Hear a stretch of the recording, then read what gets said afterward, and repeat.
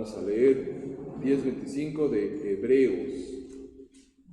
Hebreos, ahí cerquita.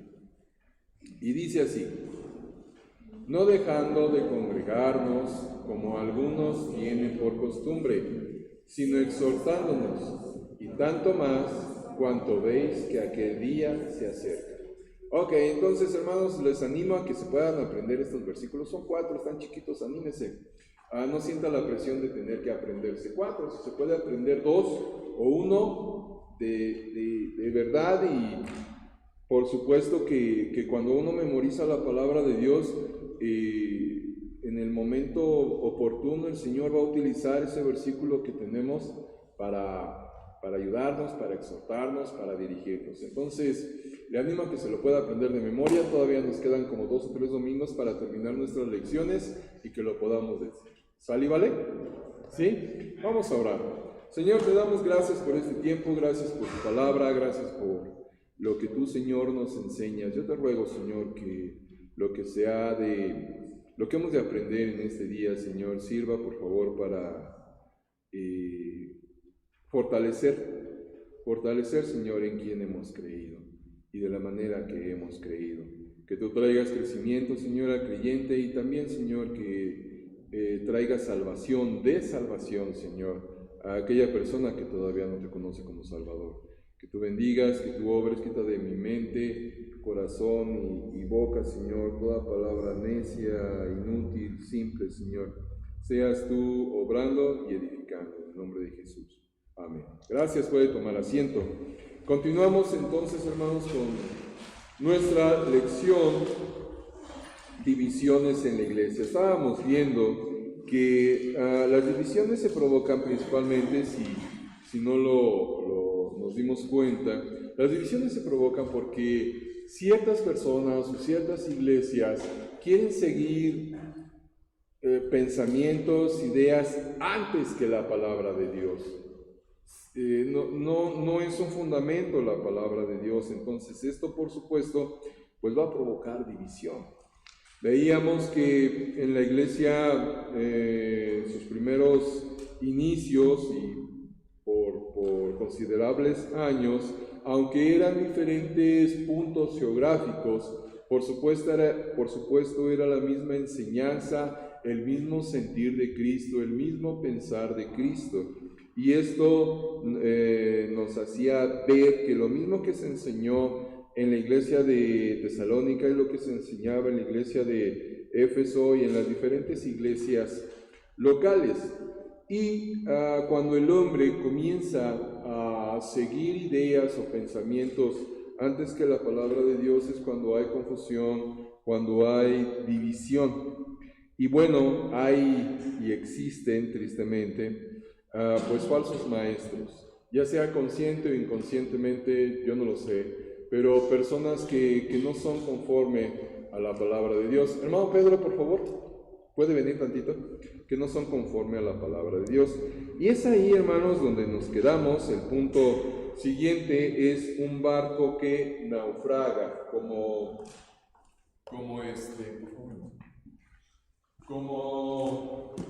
una figura, ¿sí? Como una figura. Y dice así la lección, para retomar: cuando un barco se está hundiendo, lo mejor es alejarse de él, dividirse de él. De otro modo nos hundiríamos en ese barco. Nos tenemos que subir al bote salvavidas y alejarnos del barco que se está hundiendo, no tratar de quedarnos ahí. Hay algunas iglesias que se parecen a ese barco que se está hundiendo. Esas iglesias ya no creen en la Biblia y ya no predican la salvación. Enseñan toda clase de cosas que son falsas, que son desviadas. En lugar de hundirse con esa iglesia, hay que alejarse de esa iglesia. Vamos a leer 2 Corintios 6, 14 al 18. 2 Corintios 6, versículos 14 al 18. Dice así: no os unáis en yugo desigual con los incrédulos, porque ¿qué compañerismo tiene la justicia con la injusticia? ¿Y qué comunión la luz con las tinieblas? ¿Y qué concordia Cristo con Belial? ¿O qué parte el creyente con el incrédulo? ¿Y qué acuerdo hay entre el templo de Dios y los ídolos? Porque vosotros sois el templo del Dios viviente. Como Dios dijo, habitaré y andaré entre ellos y seré su Dios, y ellos serán mi pueblo. Por lo cual, salid de en medio de ellos y apartaos, dice el Señor, y no toquéis lo inmundo, y yo os recibiré. Y seré para vosotros por Padre, y vosotros me seréis hijos e hijas, dice el Señor Todopoderoso. Aquí el principio, aquí lo que está enseñando el apóstol Pablo, pues es no andar con alguien que no está conforme a la palabra de Dios. También vamos a leer Apocalipsis 18:4. ¿Me auxilian? Y alguien que por favor lea. Apocalipsis capítulo 18, versículo 4. Que lo lea fuerte, por favor. ¿Cómo dice? Sí, por favor.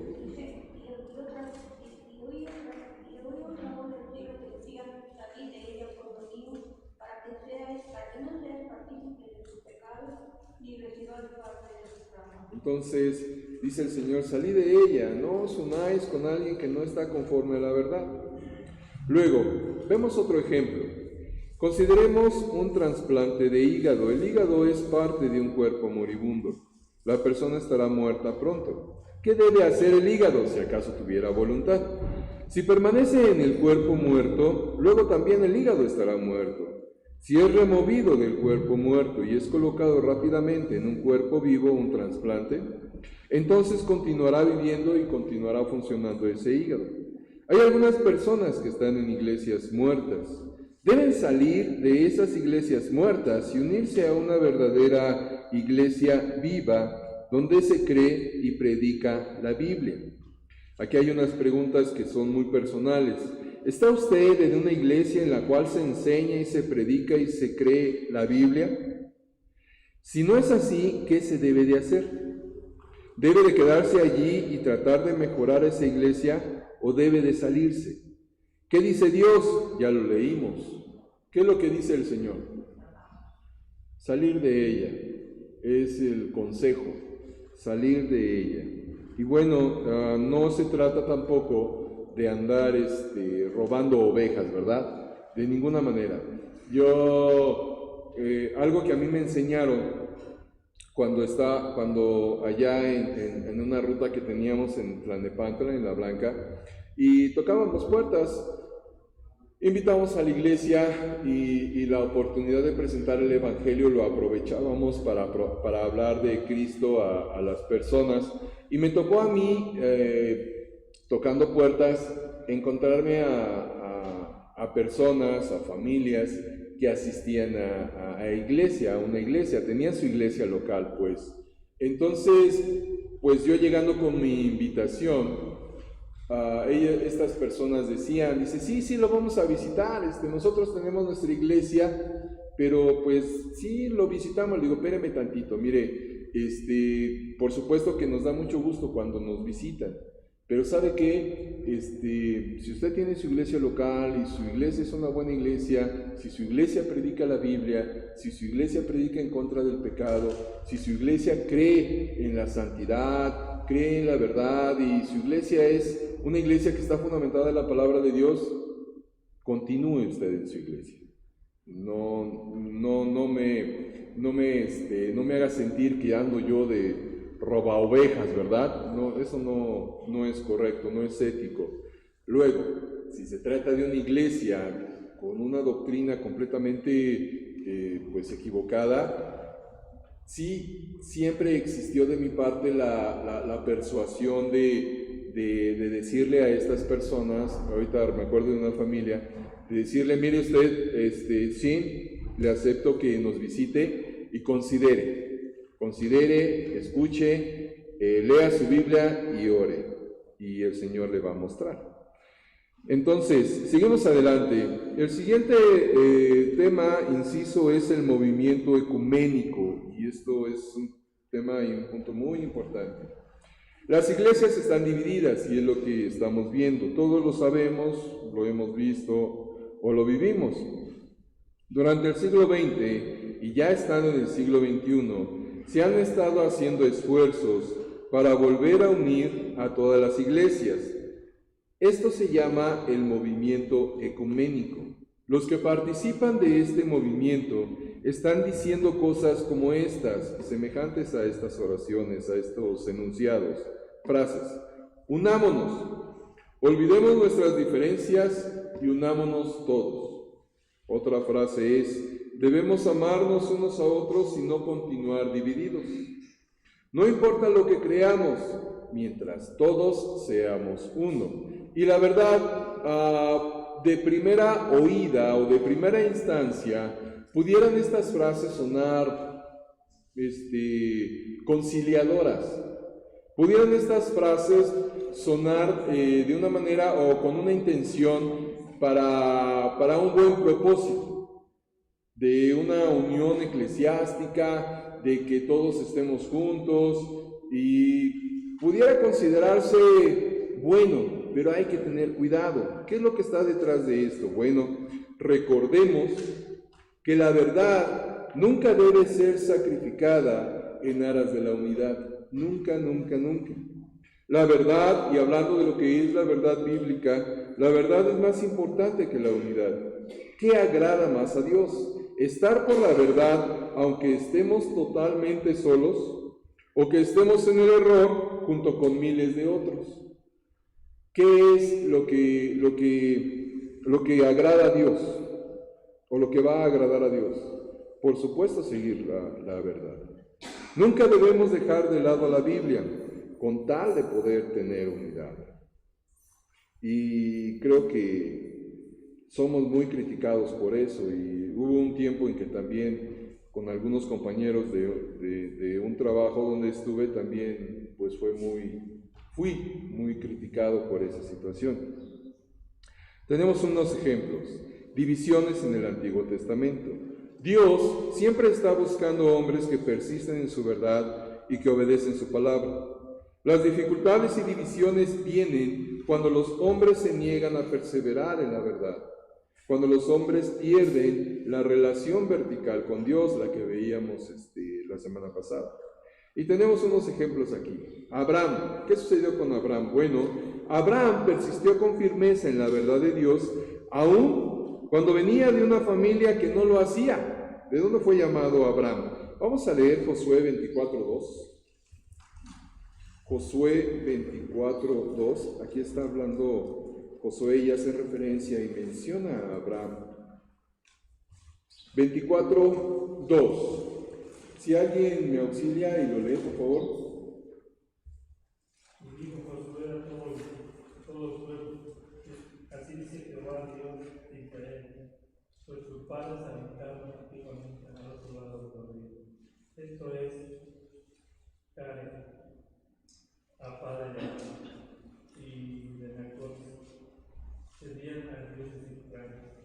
Gracias. Entonces, aquí Josué está diciendo y está trayendo a la memoria, les está recordando, mira, sí, nosotros somos descendientes de Abraham y a Abraham fue dada la promesa, pero recuerden, el padre de Abraham, esto es Taré, y toda su ascendencia, ellos servían a dioses extraños. Entonces, pues Abraham fue llamado aparte y Abraham obedeció a Dios.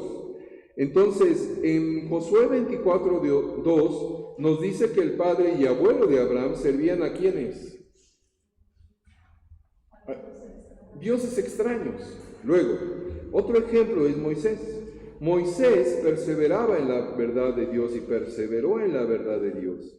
Aunque muchos de los hijos de Israel no lo hacían, Moisés tenía una buena relación vertical con Dios. Vamos a leer Hebreos 3:2. Vámonos hasta Hebreos.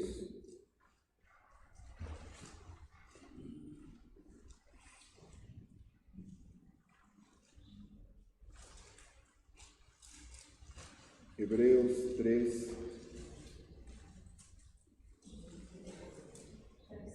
3:2. ¿Cómo dice 3:2?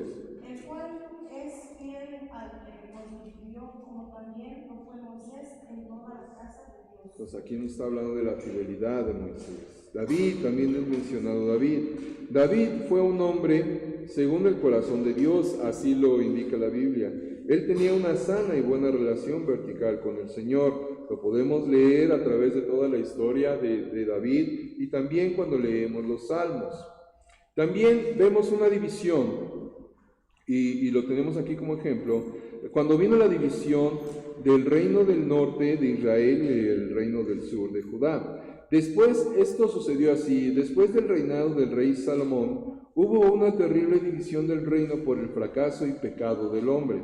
Las divisiones siempre son provocadas por el hombre. Si recordamos, el asunto de la división fue porque el hijo de Salomón, Roboam, él atendió al consejo de los jóvenes e impuso más yugo sobre el pueblo. Entonces el pueblo, en descontento, Jeroboam, el antiguo general de Salomón, aprovechó la oportunidad y les dijo: vámonos de aquí, pues vénganse conmigo. Entonces fue ahí donde vino la división del reino. ¿Por qué?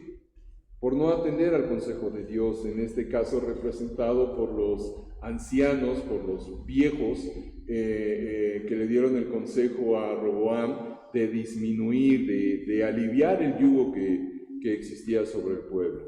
Bueno, Dios es soberano sobre todas las rupturas y las divisiones, y esto lo debemos de tener bien en cuenta. Suceda lo que suceda, hermanos, pase lo que pase, Dios es soberano y Dios tiene control de todas las cosas, y Dios siempre ha estado y está y siempre estará en su trono. Nada, absolutamente nada, escapa de su control. Y eso pudiera a nosotros parecernos saber ¿cómo es posible eso? Cosas suceden que no es conveniente para el pueblo de Dios. Cosas suceden que pudiera a nuestra visión humana parecer inconveniente, en nuestra visión y en nuestro sentir cuando lo experimentamos.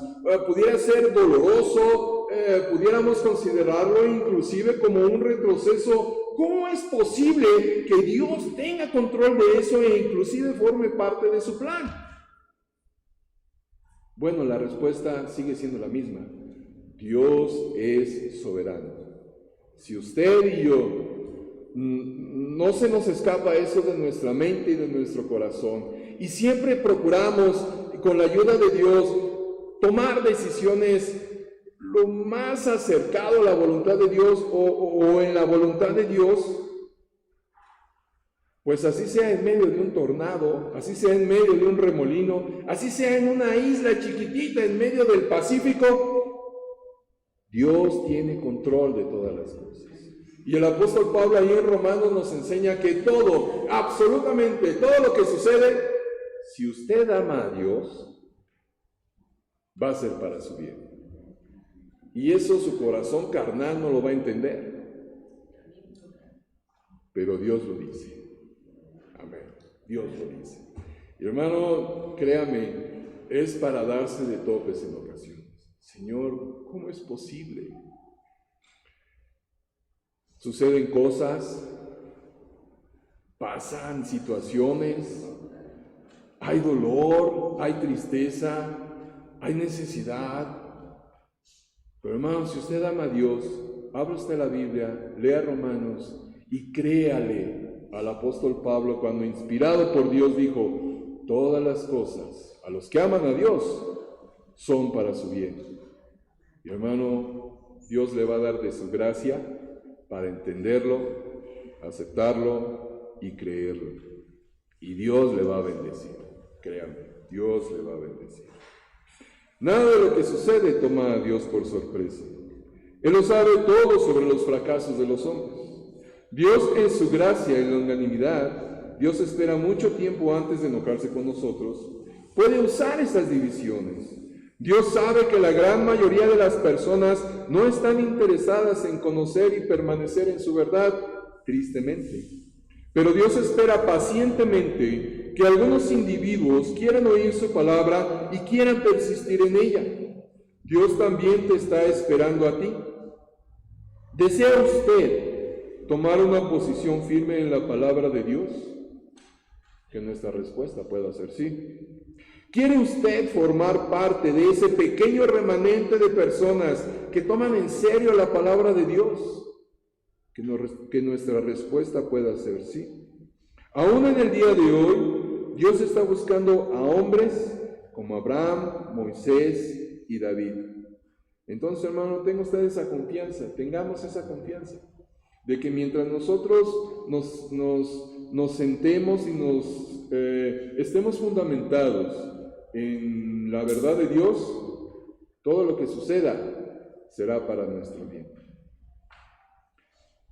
Le aseguro una cosa, se lo aseguro por experiencia y porque la palabra de Dios lo dice. Después de esa situación difícil que usted está viviendo, y si verdaderamente usted ama a Dios, usted lo va a amar más. Usted lo va a amar más. Es como si el Señor nos diera de nalgadas, nos diera la vara, y después de darnos la vara, nosotros entendemos, vamos y besamos su mano. De verdad, de verdad.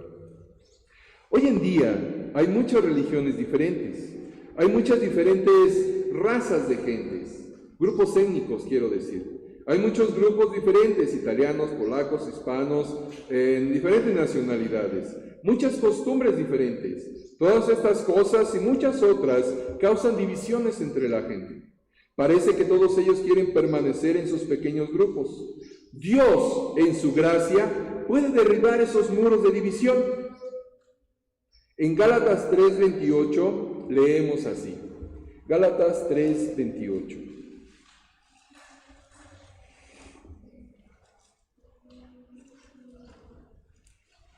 ¿Me auxilian? Gálatas 3:28.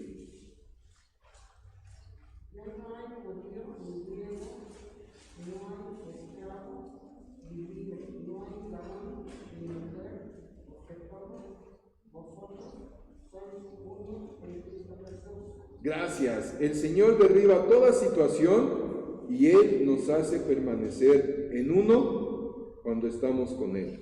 Dice el Señor, ya no hay judío ni griego, no hay esclavo ni libre, no hay varón ni mujer, porque todos vosotros sois uno en Cristo Jesús. Y cuando la relación vertical, lo veíamos, está con Dios, nuestra relación con Dios, somos uno en Cristo. Y eso es lo que debería de ser. Entonces todos los muros y barreras son derribados. Por cierto, a la mayoría de las personas no les preocupa su relación vertical y por esto tenemos todos los problemas y divisiones horizontales. Recordemos, cuando nosotros estamos en una relación correcta con Dios, nuestra relación con los demás pues va a ser correcta. Pero si nuestra relación con Dios no está bien, pues no nos extrañemos de que nos estamos llevando mal unos con otros. Ahora, yo estoy bien consciente, yo no soy monedita de oro, ¿verdad? Yo creo que nadie somos monedita de oro. Sin embargo, por sobre de eso, si usted y yo mantenemos una relación correcta con Dios, mire, Dios nos va a dar de su gracia para poder estar en paz con todas las personas, con todos nuestros semejantes. Vivimos en un mundo dividido, donde la gente está separada de Dios y por eso están también separados los unos de los otros.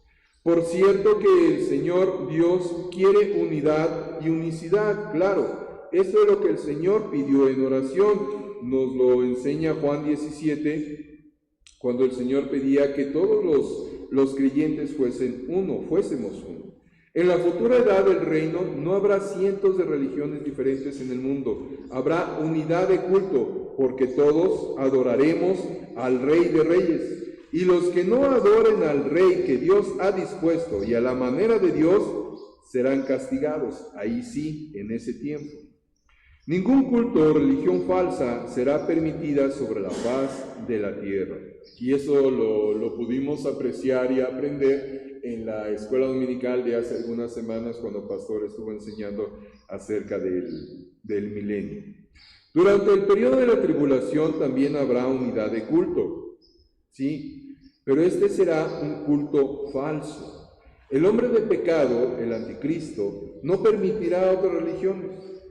¿Cuál será la clase de adoración que será permitida por el gobierno mundial único?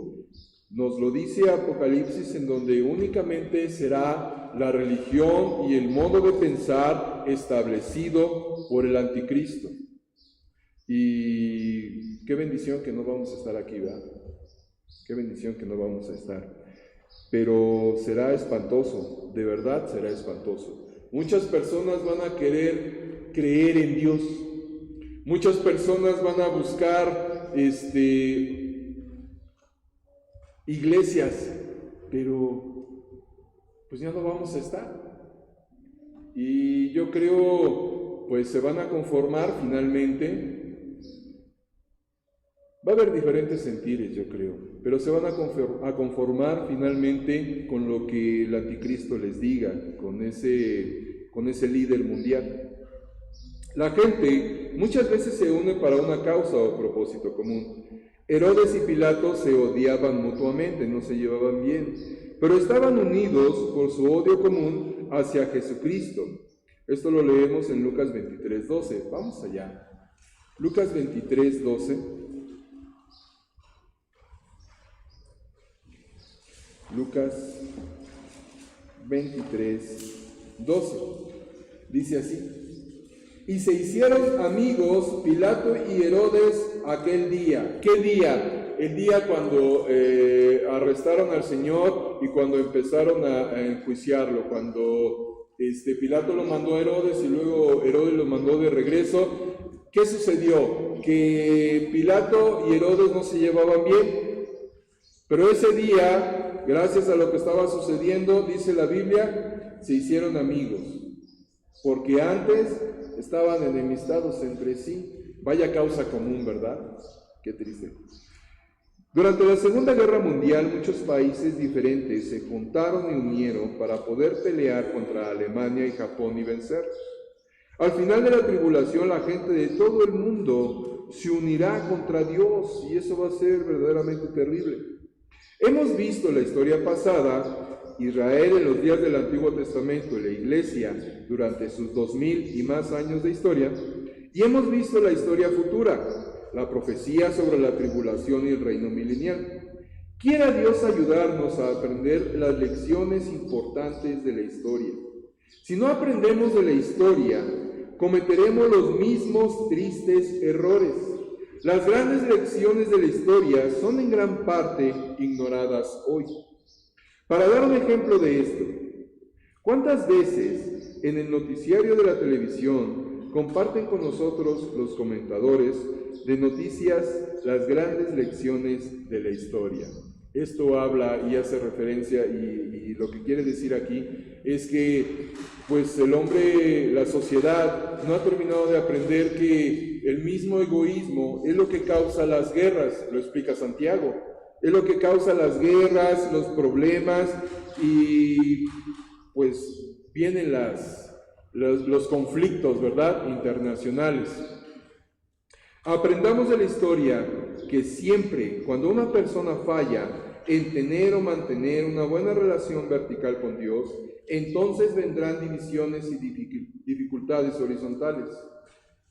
¿Quiere usted estar unido a Dios o quiere usted estar separado de Él? ¿Quiere usted permanecer en su verdad y dejar que Dios sea su guía? ¿Está usted dispuesto a perseverar en la verdad y a no sacrificarla nunca por nada?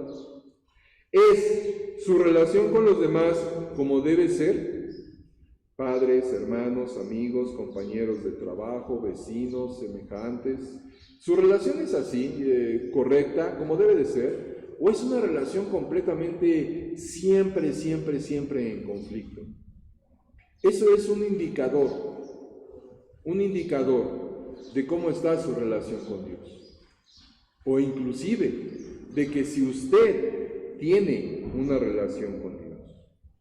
Si no es así, quizá nuestra relación con Dios no es como debe de ser.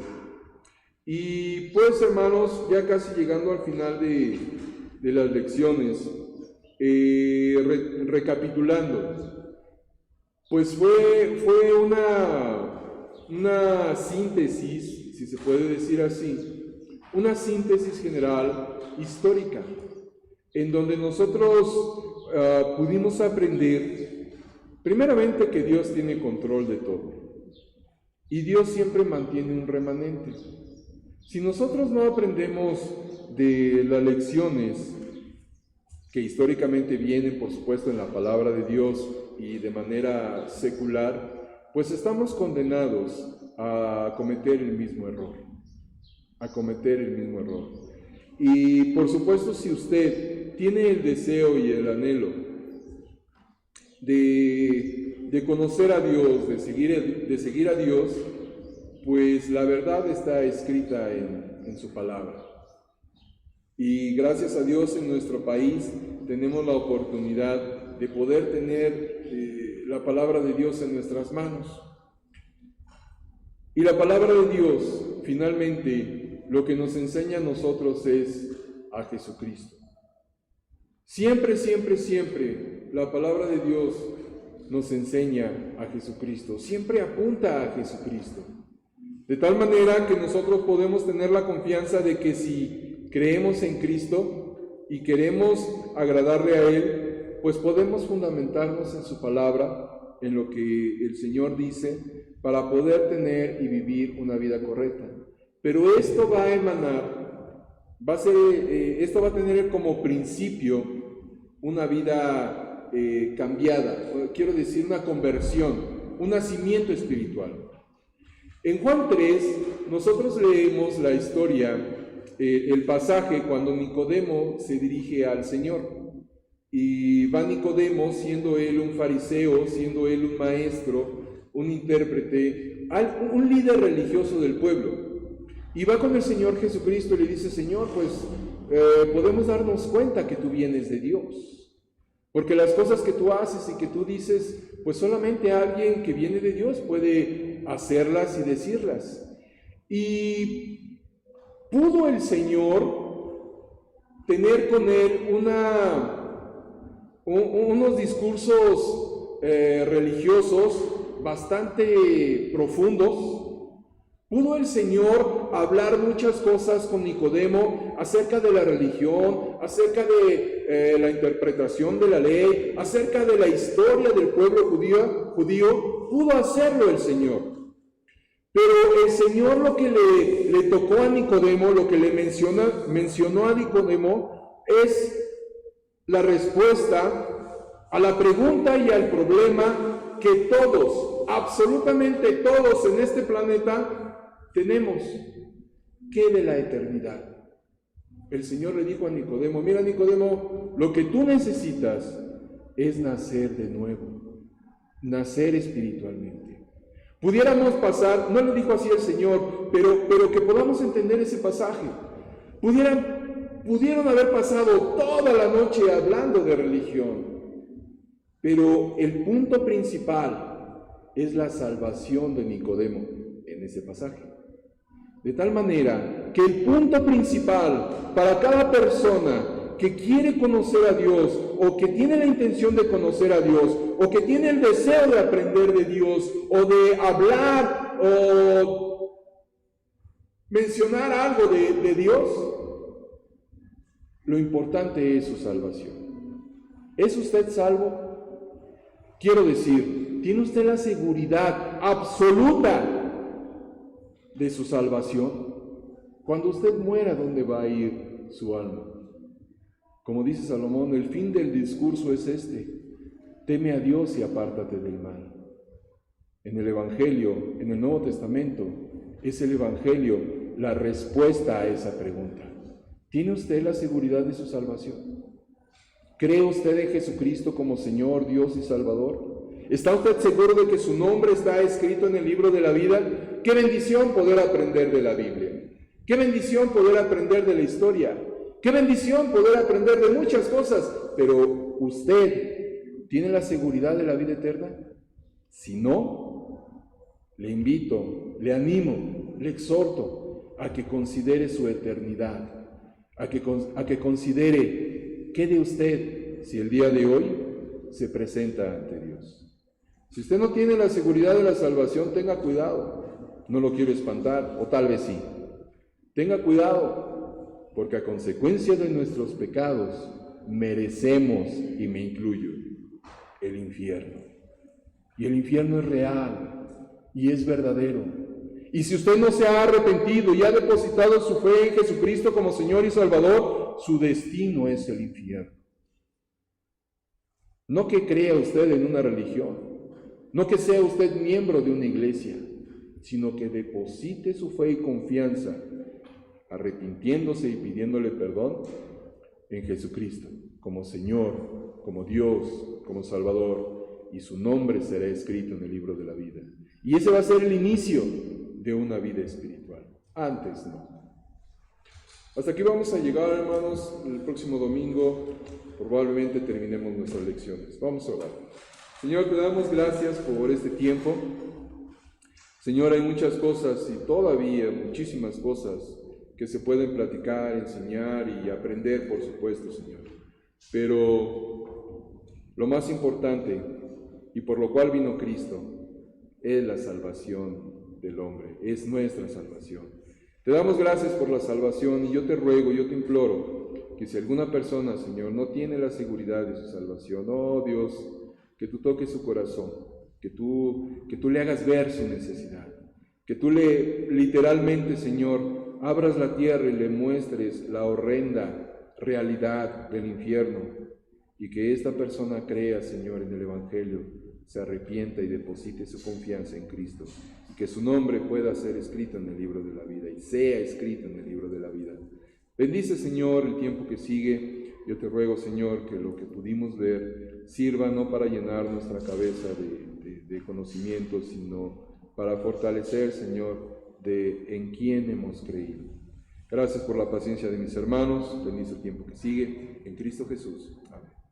Gracias, hermanos. Que Dios les bendiga.